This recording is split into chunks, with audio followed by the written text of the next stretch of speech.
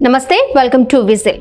భారతదేశ చరిత్రలో ఆకలి, కరువు, క్షామం అనే పదాలు ఒకప్పుడు కోట్లాది ప్రజల జీవితాలను శాసించాయి. బ్రిటిష్ పాలనలో వ్యవసాయ ఆధారిత దేశమైన భారత్లో ధాన్యం పండినా అది ప్రజల కడుపు నింపలేకపోయింది. కారణం ఉత్పత్తి లోపం మాత్రమే కాదు, సరైన నిల్వలు, పంపిణీ వ్యవస్థలు, ప్రభుత్వ జోక్యం లేకపోవడం కూడా. ఈ చేదు అనుభవాలే స్వాతంత్ర్యం తరువాత భారతదేశాన్ని ఆహార భద్రత వైపు నడిపించాయి. ఆ ప్రయాణంలో అత్యంత కీలకమైన సంస్థ food corporation of India, FCI.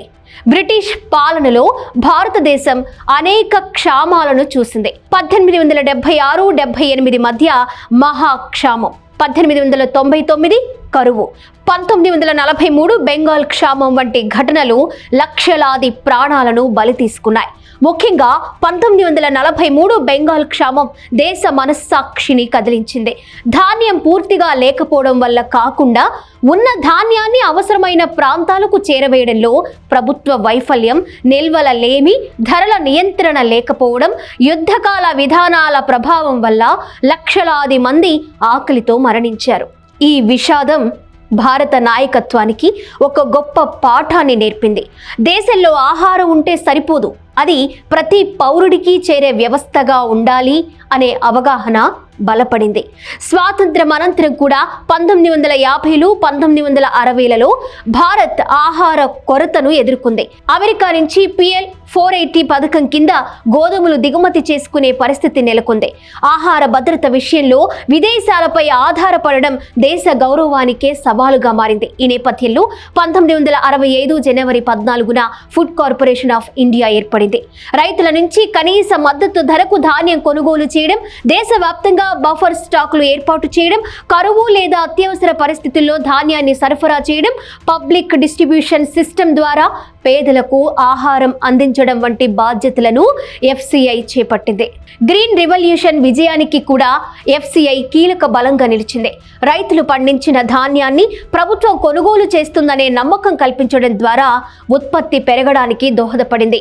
Punjab, Haryana వంటి రాష్ట్రాల్లో అధికంగా పండిన ధాన్యాన్ని దేశంలోని ఇతర ప్రాంతాలకు చేరవేయడం ద్వారా ఆహార సమతుల్యతలను కాపాడింది. కాలక్రమేణా FCI కేవలం ఒక ప్రభుత్వ సంస్థగా కాకుండా దేశ ఆహార భద్రతకు రక్షణ కవచంగా మారింది. కరువులు, వరదలు, ప్రకృతి వైపరీత్యాలు, ఆర్థిక సంక్షోభాలు వచ్చిన ప్రతిసారి బఫర్ స్టాకులను వినియోగించి కోట్లాది మందికి ఆహారం అందించింది. కరోనా మహమ్మారి సమయంలో దేశవ్యాప్తంగా లాక్డౌన్ అమలైనప్పుడు కూడా FCI గోదాముల్లోని నిల్వలే కోట్లాది కుటుంబాలను ఆకలి నుంచి కాపాడాయి.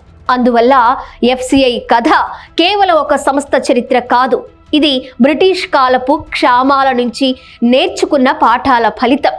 ఆకలితో అలమటించిన దేశం, ఆహార భద్రతలో స్వయం సమృద్ధిని సాధించిన దేశంగా ఎదిగిన ప్రయాణానికి ప్రతీక. ఒకప్పుడు క్షామాలతో విలవిలలాడిన భారత్ నేడు ప్రపంచంలోనే అతిపెద్ద ఆహార నిల్వ వ్యవస్థలో ఒకటిని నిర్వహించగలగడం వెనుక FCI వంటి సంస్థల పాత్ర మరువలేనిది. క్షామాల చరిత్ర మనకు ఒక హెచ్చరిక అయితే FCI ఆవిర్భావం ఆ హెచ్చరికకు భారతదేశం ఇచ్చిన సమాధానం. ఆకలిని విధిగా అంగీకరించిన దేశం నుంచి ఆహారాన్ని హక్కుగా అందించే దేశంగా మారిన భారత ప్రయాణానికి FCI ఒక చారిత్రక మైలురాయి. ఇప్పుడు ఇదే తిండి గింజలపై ఎవరి పెత్తనం? ఆదాని అడుగు పెట్టడం, రైతుల పంటలకు కనీస మద్దతు ధర ఉంటుందా, ఉండదా? FCI కనుమరుగయి ఆదాని శైలిలో ఆధునీకరణ పేరుతో ఆహార భద్రత కార్పొరేట్ల చేతుల్లోకి వెళుతోందా అనే ప్రశ్నలకు సరైన జవాబులు దొరకడం లేదు. భారతదేశంలో ఆకలి కేవలం ఆర్థిక సమస్య కాదు, అది సామాజిక న్యాయం, రాజకీయ స్థిరత్వం, జాతీయ భద్రతతో ముడిపడిన అంశం. అందుకే స్వాతంత్ర్యం తరువాత దేశ పాలకులు వ్యవసాయ ఉత్పత్తి, ధాన్య సేకరణ, నిల్వ, ప్రజా పంపిణీ వ్యవస్థలను ప్రభుత్వ బాధ్యతగా రూపొందించారు. రైతు పండించిన ధాన్యాన్ని కనీస మద్దతు ధరకు కొనుగోలు చేసి FCI ద్వారా నిల్వ చేసి రాష్ట్ర ప్రభుత్వాల పౌర సరఫరా శాఖల ద్వారా పేదలకు అందించే వ్యవస్థ కోట్లాది భారతీయులను ఆకలి నుంచి కాపాడింది.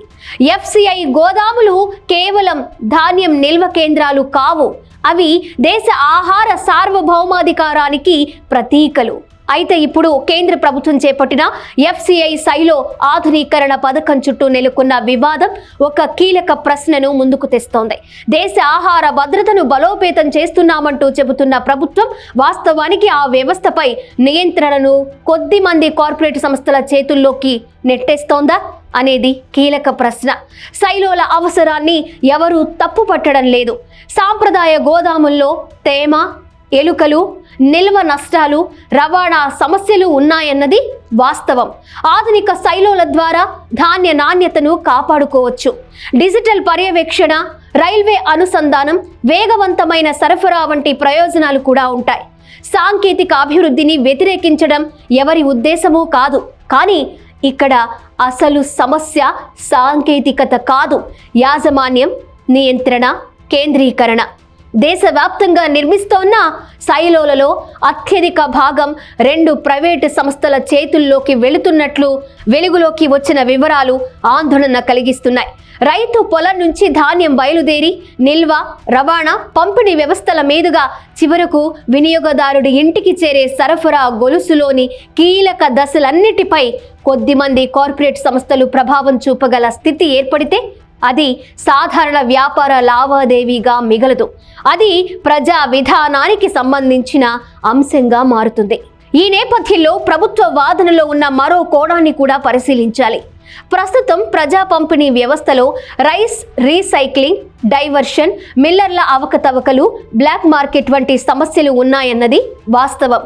సబ్సిడీ బియ్యం మార్కెట్కు మళ్లిపోవడం, నిల్వల్లో అక్రమాలు జరగడం, లెక్కల మోసాలు చోటు చేసుకోవడం వంటి ఉదంతాలు తరచూ బయటపడుతున్నాయి. ఆధునిక సైలోలు, digital tracking, automated stock management వంటి వ్యవస్థలు ఈ అక్రమాలను కొంతవరకు తగ్గించగలవు.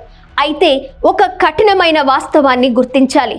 PDSలో రీసైక్లింగ్కు ప్రధాన కారణం గోదాములు కాదు. ప్రభుత్వ కొనుగోలు ధర, మార్కెట్ ధర, సబ్సిడీ ధరల మధ్య ఉన్న భారీ వ్యత్యాసం. కిలో బియ్యం మార్కెట్లో 40 నుంచి 50 రూపాయలు ఉంటే అదే బియ్యం పేదలకు 1 రూపాయికి లేదా ఉచితంగా అందుతోంది. ఈ ధరల వ్యత్యాసం ఉన్నంత కాలం అక్రమాలకు అవకాశాలు పూర్తిగా అంతరించిపోవు. సైలోలు నిల్వ నష్టాలను తగ్గించగలవు, కానీ ప్రైవేటు కంపెనీల దురాశను నిర్మూలించలేవు. అందువల్ల సైలోలు వస్తే అవినీతి పోతుంది అనడం ఎంత అతిశయోక్తో, సైలోలు వస్తే దేశం కార్పొరేట్ల చేతుల్లో పడిపోతుంది అనడం కూడా అంతే అతిశయోక్తి కావచ్చు. అసలు ప్రశ్న వ్యవస్థలో సమతుల్యత ఎలా ఉండాలన్నదే. దేశ ఆహార భద్రతను మార్కెట్ లాభ నష్టాలకే పరిమితం చేయలేం. ఒక యుద్ధం, ఒక మహమ్మారి, ఒక కరువు, ఒక అంతర్జాతీయ సంక్షోభం వచ్చినప్పుడు ప్రజలకు తిండి గింజలు అందించే బాధ్యత ప్రైవేట్ కంపెనీలది కాదు, అది ప్రభుత్వానిదే. అందుకే నిల్వ వ్యవస్థ ఆధునీకరణ ఎంత అవసరమో దానిపై ప్రజా నియంత్రణ కొనసాగడం కూడా అంతే అవసరం. ప్రభుత్వం నిజంగా పారదర్శకతను కోరుకుంటే గుత్తాధిపత్య నిరోధక నిబంధనలను పునరుద్ధరించాలి. ఒకే సంస్థ చేతుల్లో నిల్వ సామర్థ్యం కేంద్రీకృతం కాకుండా పరిమితులు విధించాలి. FCI సామర్థ్యాన్ని పెంచాలి. రాష్ట్ర పౌర సరఫరా శాఖలను బలోపేతం చేయాలి. రేషన్ వ్యవస్థలో డిజిటల్ ట్రాకింగ్ను మరింత విస్తరించాలి. సైలోలు ప్రజా ప్రయోజనాలకు సేవ చేయాలి, కానీ ప్రజా వ్యవస్థ స్థానాన్ని ఆక్రమించకూడదు.